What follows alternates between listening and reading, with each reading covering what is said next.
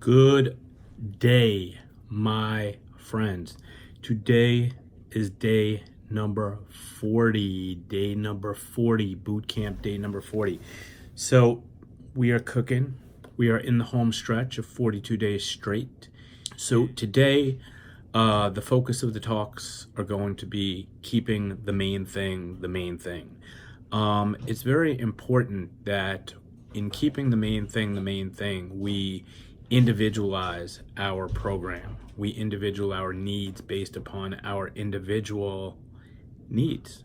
Not everybody has the same needs. So for example, somebody who's 100 pounds overweight, their main thing is certainly losing weight.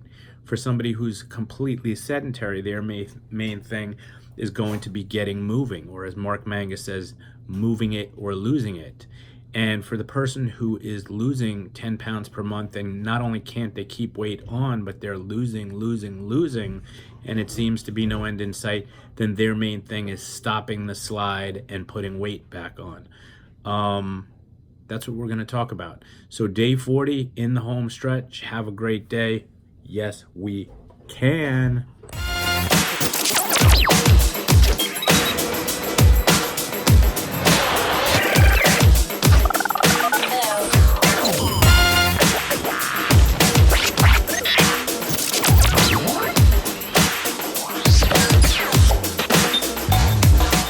Right, so today's question of the day. Today's question of the day is a very specific question, but it's a question that I get asked enough that I know it's something that people don't really understand, or if they understand it, they have a difficult time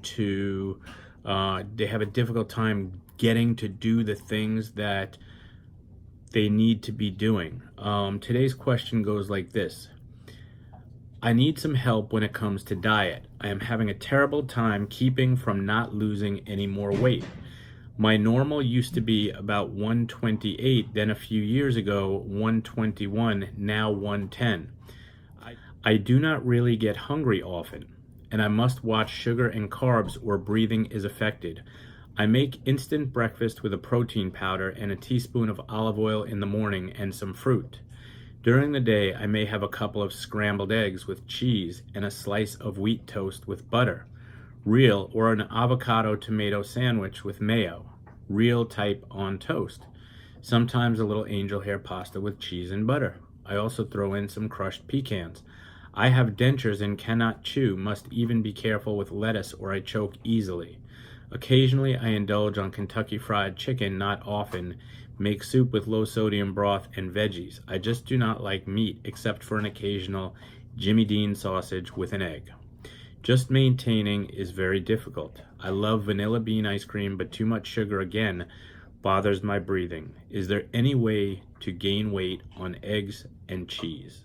All right, so a lot there, but I want to use this as an example because I want to dissect just what I'm talking about, because very often people don't understand what's what. Okay, so very often people with respiratory disease have difficulty maintaining their weight, and in particular putting weight back on once they've lost it.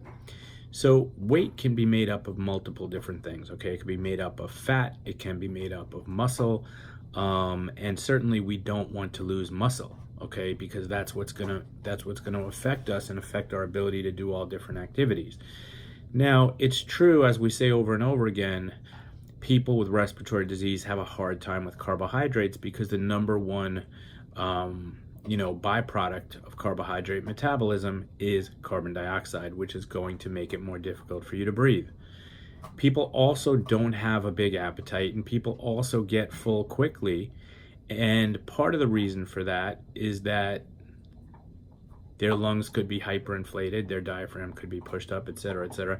But also many people report having a difficult time breathing after eating. So again, there's the mechanical, okay, and the mechanical is that the abdominal contents sit right below the diaphragm and increase the resistance against which the diaphragm has to contract. Add to that the physical resistance of the food, and the body doesn't care if it's liquid, gas, or air, rather liquid, solid, or gas, okay, meaning air.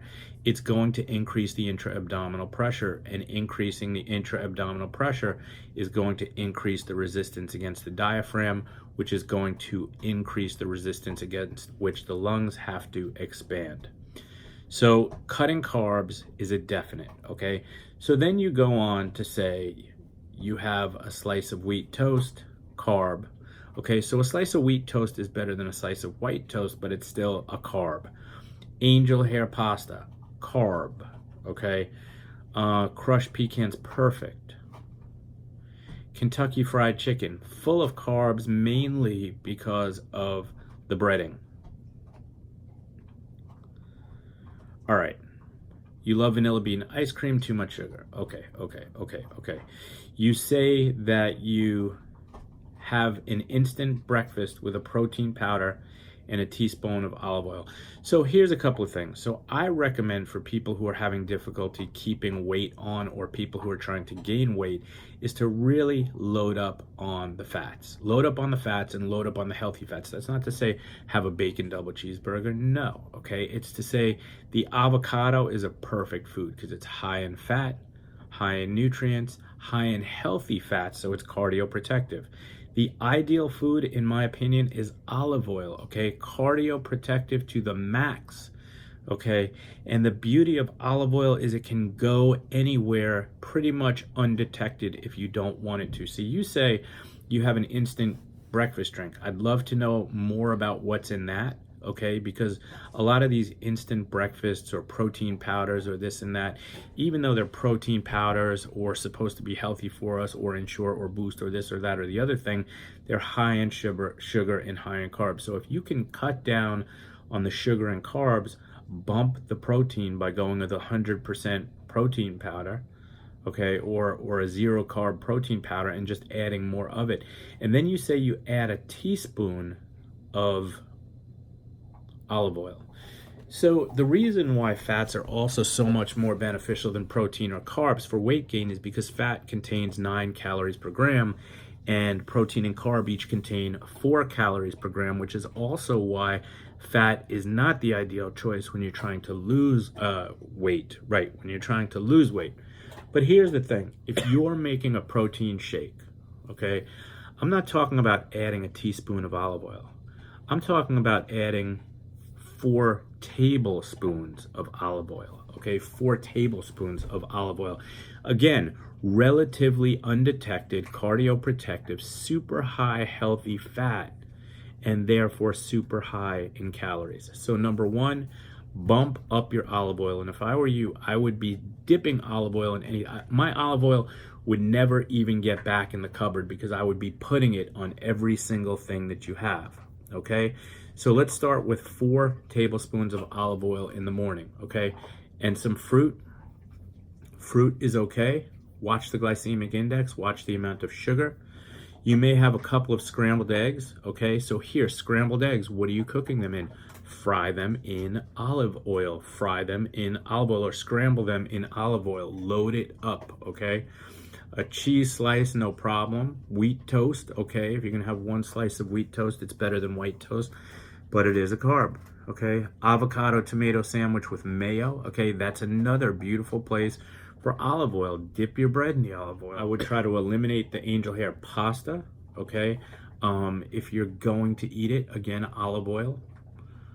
Some crushed pecans, great. Kentucky Fried Chicken, I would just bail on that if you can. Soups, can even add the olive oil to the soups. So if you're sensing a theme here, okay, yes, olive oil, I believe, is part of the wonder drug of weight gain, okay, because it's got 9 calories per gram. It's liquid and therefore can be added to things with very, very little mechanical problem, with very, very little carbohydrate load, and therefore very, very little increase in carbon dioxide. So again, you know, it's not so much, it's like everything we talk about, it's like you have a limited supply of resources, right? So in this case, we have a limited number of seats on the bus. Let's fill those seats only with the highest quality, high protein, high fat, low carb, high calorie individuals on the bus. And just think that for every seat that you're taking up with a loaf, or, you know, a slice of bread or some pasta, well, that's a seat that is now going to cause you to leak air, because now you're increasing the carbon dioxide load, and that's going to make you breathe harder, okay? But it's also, it's taking away from a seat that could go to a nice high protein, high healthy fat meal, okay? So again, this can lead us back to our question that I asked you the other day, which is, what would you do for a Klondike bar? And the thing is, a lot of times I talk to people and they say, you know what, I really have a hard time gaining weight. And I say, well, have you done this, this, this, and this, and this? And I also talk about keeping the main thing the main thing. So if you're losing 10 pounds a year, or even more than that, okay, your main thing is to prevent your slide, okay? Weight loss, significant weight loss, when it becomes a significant percentage of body mass, okay, loss of that weight is not a good predictor. So that must become your single highest priority. Single highest priority. Keep the main thing the main thing. That weight gain and preventing more weight loss is your number one priority. Another thing that people don't talk about when people want to gain weight, when it comes to your exercise, okay, particularly the strength training, lower the repetitions, instead of from the 10 to 15 range to the 6 to 10 range, and increase the weight. That is the way that we stimulate muscle growth and an increase in muscle mass, as opposed to just general conditioning, okay? Hope that helps, Francine, and good luck. Keep me posted, but you must do this. You must make this main thing the main thing above and beyond everything else that you're doing, okay? Bye-bye.